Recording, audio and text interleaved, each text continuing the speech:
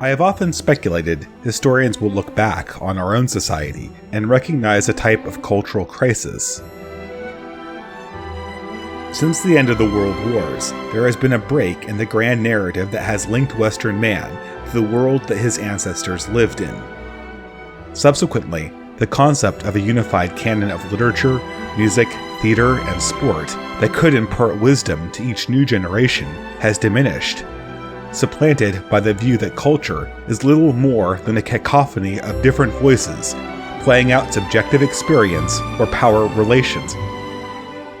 As such, we are left in a state of cultural impoverishment, with a classical culture with seemingly little relevance to modern society, and a contemporary popular culture devoid of timeless wisdom, and often deployed to advance nakedly avaricious and partisan aims.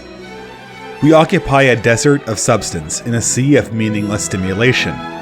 But while these circumstances might tempt us to dismiss all past cultural works as irrelevant, or worse, to consider all culture as mere self-gratification, the goal of obtaining human insight through experiencing great works of art is available to those who seek it. I will state from the outset that it is impossible to replace the Western canon.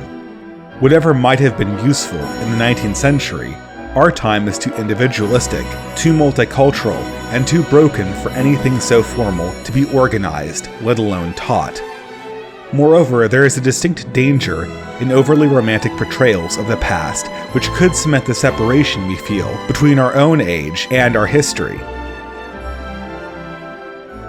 What can perhaps be offered is my individual path through both ancient and modern culture. The works of literature, film, music, and even games that have taught me something about the human condition and its place in the West. This is certainly not meant to be some definitive guide to culture or a list of must-read books, but simply an explanation to those interested of what they might get by interacting with each individual piece of art, and an explanation of why it is relevant for reasons both good and bad to the purpose of finding truth, so that those watching might decide how to build their very own library for our confused age.